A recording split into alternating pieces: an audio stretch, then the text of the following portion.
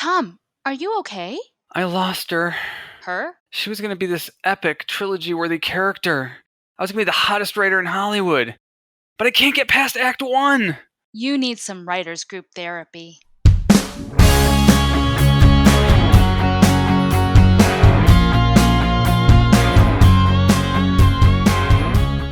Hi, welcome to Writers Group Therapy. I'm Tom. And I'm Rachanee. We're writers helping writers. Are you ready for your session? The doctors are in. And if you want to find us online on Twitter, I'm at Rachanee Lumino. And I'm at Tom_Loveman. So come on by and say hi. So we just finished a crazy run of festivals, including the big one, the Holy Grail, Comic-Con, San Diego Comic-Con this summer. But in the 2 years since we finished Reclamation, Synesthesia, Game Night, and Spouse Witch, Gosh. those have been in over, it's 40 60? plus? No, 60? it's like over 60 if you add all of them together. Oh my gosh. Yes, I stopped Yeah. counting after a while. So 60 plus film festivals internationally and in the United States. So we wanted to talk about how we did it. Yeah, it's film festival like strategy is a whole another aspect of filmmaking that new filmmakers should really take some time to study and figure out, because there's thousands of film festivals. And new ones popping up all the time. All the time. New film festivals, there's online film festivals, there's, like I said, there are international ones. And, I really had to, be strategic about it, because they usually charge, a fee anywhere from, well, some of them are free up to a few dollars, some up to $75, $80.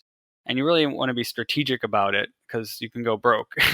You can spend as much or more than you spent on making your film actually submitting to film festivals. Yeah. But it can pay off.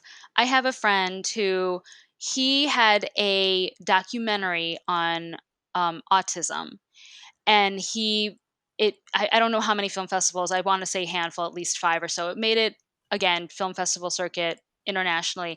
And then one of the networks wanted to pick it up for a series. I don't know what happened to it after that, but that's a pretty good outcome for being in the Yeah. film festival circuit. Wow. So it's totally worth looking into if you have a film and you really believe in it. Oh, definitely. I mean, it's been a long haul, but it's actually been totally worth it. Every festival you're in, regardless of how big or small it is another entry on your pedigree.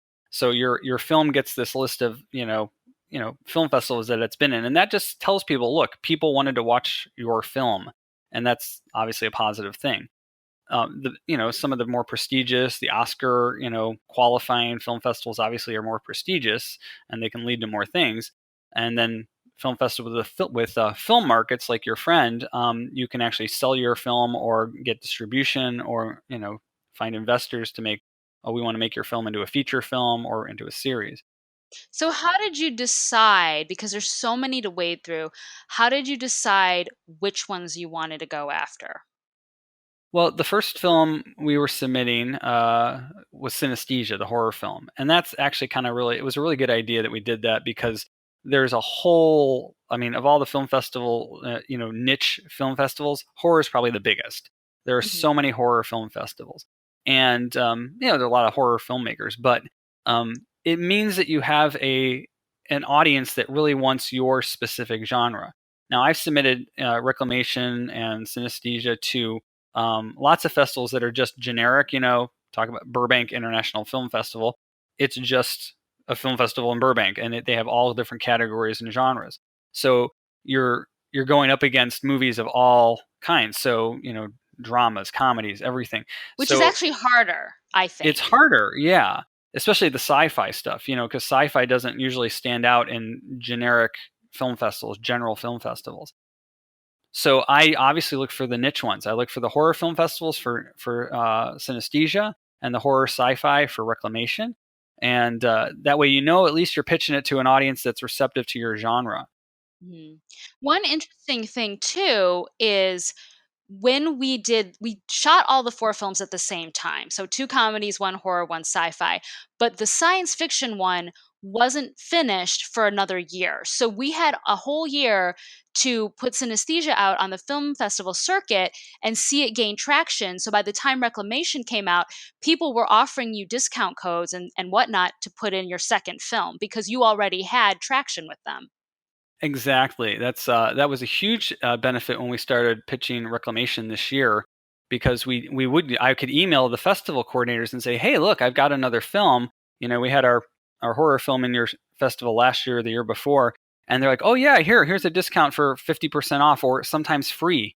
A lot of festivals will say repeat participants can submit their next film for free even. Sometimes if you don't get in, then they give you a discount to submit it the next year. That's another option. So yeah, looking for discounts is huge. Also, just in a strategy kind of thing, festivals all have different deadlines. They have an early bird deadline, a regular deadline, a late deadline, and sometimes various ones in between there. The early deadlines are always the cheapest. So maybe it's $20 if you submit by this date. But if you wait until after that, it's $10 more, and then another month later, it's $10 more. Of course, they're just trying to get submissions in early, so they have time to review them all. So they give you a benefit to submitting early. And here's a pro tip. Yeah, Sometimes some festivals, let's say you're still editing, they will some festivals will let you submit a rough cut under that early bird deadline as long as when you make it, you have the finest polished piece. yeah. You have to look So for that look at the work in rules. progress. Yeah, Yeah, work in so look for progress those has. rules, but that is a way of getting those cheaper rates if you're still in the editing process. Hmm. The other thing is, once we started to get a bunch of selections, official selections for synesthesia, I started adding a little cover letter to the submissions, saying, "Hey, look, this film's already been in all these festivals," because film festival programmers like to know that your film has already been, positively accepted by other audiences. So that's one thing you can do to kind of boost your, just a little bit of a nudge in the right direction there. And sometimes I'll send an email to the festival director before I submit with that list and say, hey, we've been doing great with this film. I think it'd be a great fit for your festival. Do you have any discount codes? I usually don't ask for waivers right up front, but sometimes they'll send you one anyway. A waiver is a free entry. So definitely, I actually, when Allison, our director, and I went to the Palm Springs Film Festival, the film market specifically, we met some festival directors, and they gave us tips on festival submissions. And by meeting them in person, also that helped us get some more discounts. And in one case, we skipped a whole round of screening, so we move on to the second round of screening for that festival. Oh, that's nice. That's really So good. communicating with the directors is a really great idea. Oftentimes, they're filmmakers too. So what would be a red flag? Because I know there were some festivals that we submitted to, specifically online festivals or web Yeah. distribution type things. And I'm not saying an online Yeah. only festival is a bad thing, but while we were waiting through all of these, there were some that you were like, what is this? Yeah, So the ones that jumped out at me most scarily. Well, if you're looking at film festivals, always look at how long they've been running. Obviously, the longer they've been running, they've got a bigger track record.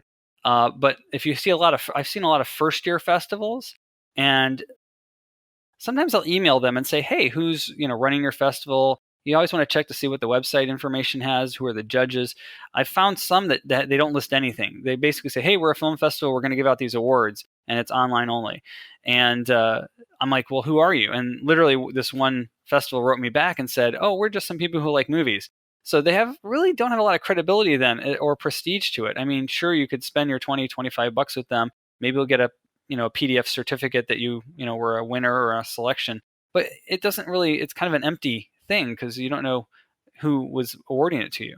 there was one that we submitted to that was very pay to play. I mean, obviously, you do pay a festival Hmm. submission fee for any of these festivals, but if I remember this one correctly, it was like you had to pay to be in it, and then you were like, quote unquote, guaranteed a spot.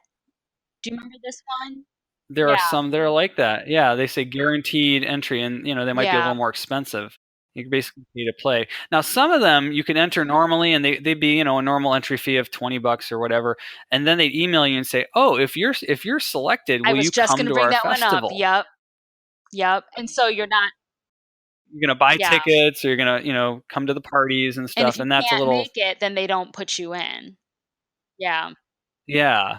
They're kind of like that's part of they want to have filmmakers there. Some festivals don't care. Some festivals just want to show great films, and they don't care if the filmmakers come. And some are the other side where they're kind of counting on the filmmakers and their cast and crew to kind of fill seats and sell tickets, which I think is kind of like, well, why do we need to pay to go see our own film? We've done that already. We made it. So Well, especially if you're coming from far away, if it's kinda silly if you're, like, submitting internationally or something and they're like, "Oh, you have to be here," and you're like, "I can't spend $1,000 just to go for a day." They should be willing to screen it regardless because they like the art, but, I mean, they'll run it the way they wanna run it. one other tip, before we go, the on Film Freeway, at least, not I don't think they do it on Without a Box. Those are the two top film festival submission websites.